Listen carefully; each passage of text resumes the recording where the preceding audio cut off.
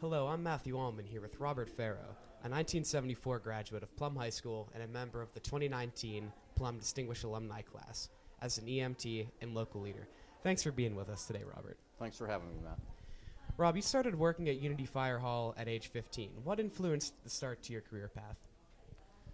I don't know. I think at that age it was just something to do, and it certainly piqued an interest. I mean, prior to that, I basically was involved in sports activities and so forth. So I think the opportunity to hang out with some different current classmates, at the time current classmates, and make some new friends during that time period was probably the driving force behind it.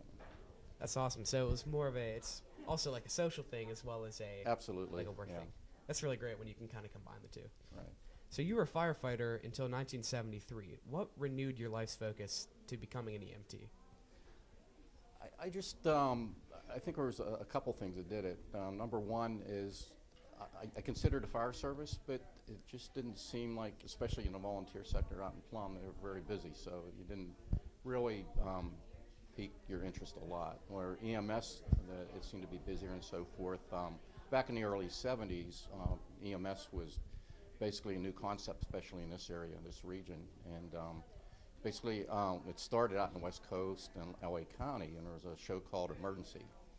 And they had LA County paramedics, and that was a big hit at the time on TV. Not just, it was very popular, but I think that drew a lot of people into the profession that didn't know anything about it. And sort of, when you're young, looking, getting close to graduation, you're trying to determine where you're going to go in life. And I think at that point, a light bulb kind of went off and said, yeah, maybe this is what I might want to do.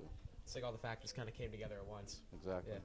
So being a member of the inaugural class of Pittsburgh paramedics in '75, what was it like to set a precedent for future paramedics in Pittsburgh? Yeah, it was, number one, it was a lot of fun. We were all about the same age, young. You get to tear around town with lights and sirens and so forth. But you realize at the same time you're providing life-saving procedures and so forth. So it quickly became apparent that what you're doing is very special and very important. So it's a lot of fun, with like your peers and your friends, but it's also very rewarding at the same time. Yeah. I think that's what really makes a good career and a good job. Right. So you went from being one of the first EMTs to becoming the chief of the entirety of Pittsburgh EMS. Describe some of the challenges that came with that increase in responsibility. Yeah, basically when you start out EMT and a paramedic, you're in the field doing your work, and very rewarding, stressful at the same time. But as you move up into the administration, different promotions and that, next step was basically a district chief, and I moved up from there and eventually became chief. The job changes a little bit. Your mission stays the same. I mean, your goal is to provide the base, that be able to provide the tools necessary and the training for the personnel to provide the best patient care possible. And so it's still stressful in a certain way, and it's a different job. You're dealing with people, so you have to learn how to manage people, how to get the most out of them, at the same time being fair. I can't imagine that you ever had a quote-unquote normal day at the office. No, that's one of the great things about the job. It's not routine. You're not in a box. You're constantly outside the box making decisions, and yeah, every day is different. It's never boring. So it's clear that you've become a local leader. Describe the mission of the USAR team that you led a couple years back and the responsibility that you had as the leader. Yeah, the USAR team, it was a startup.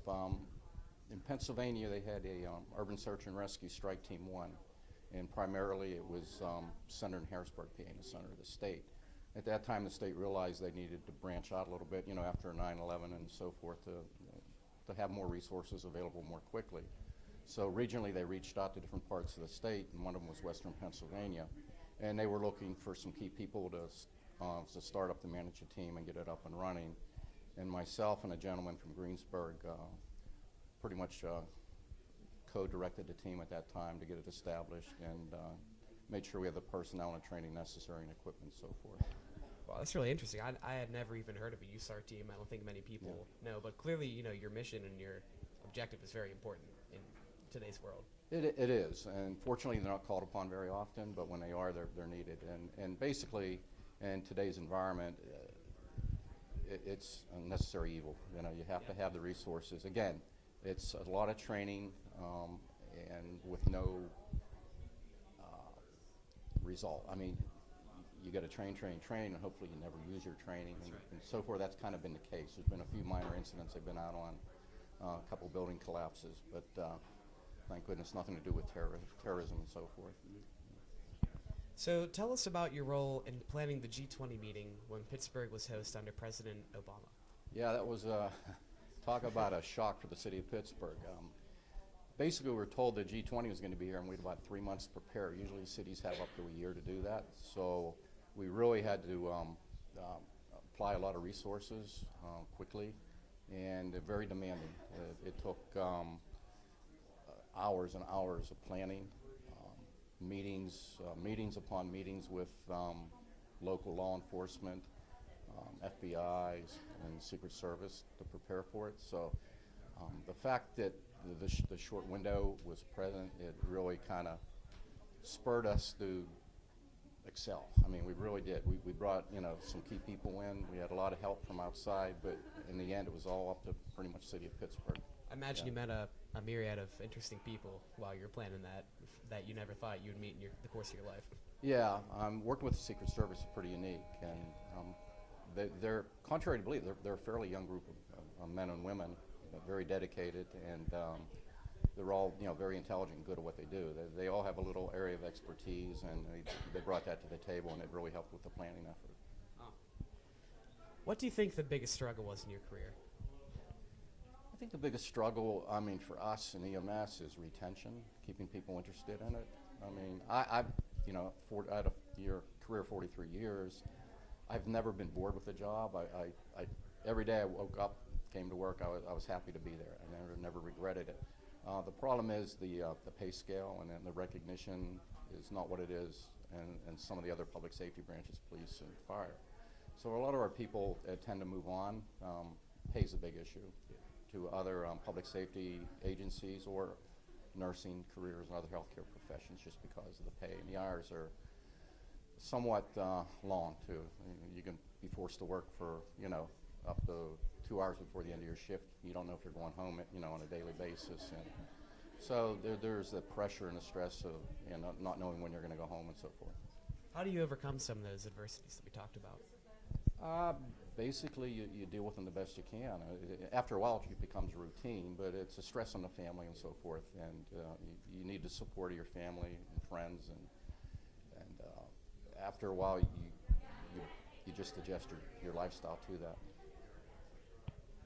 What does it mean to you to become a Plum Distinguished Alumni?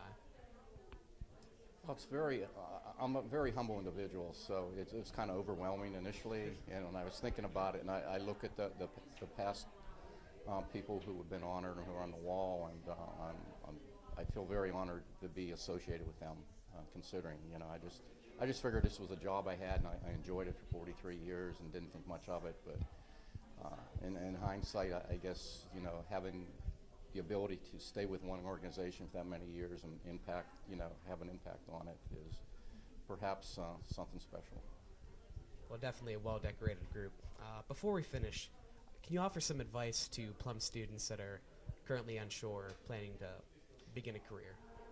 Yeah, I think it's important. You know, obviously education is very important in today's world. You know, you have to move on, you know, preferably to college, but don't limit yourself. Even once you go to college, look at other things. You know, I think the perception with a lot of young people is now they're going to graduate college and, you know, sit behind a computer and make a good living, and, you know, that's not always the case. But there's, you know, I kind of like to guide people towards the trades possibly, and just try to find something you have a passion for that you know that you love to do, and that makes it less of a job and so forth. So it works for your, you know, your attitude and so forth towards life. But don't limit yourself. Keep your eyes open. Try to network with people. You know, make as many contacts as you can, and be fair. You know, be fair to the people around you, and be compassionate. I think you hit the nail right on the head right there. You know, if you enjoy what you're doing, right, you'll never work a day in your life. That's what they say, and I can attest to that to some degree. Well, thank you so much, Robert. It's been a pleasure and inspiration speaking with you today. Now we are going to send it over to Nicole for another Distinguished Alumni interview.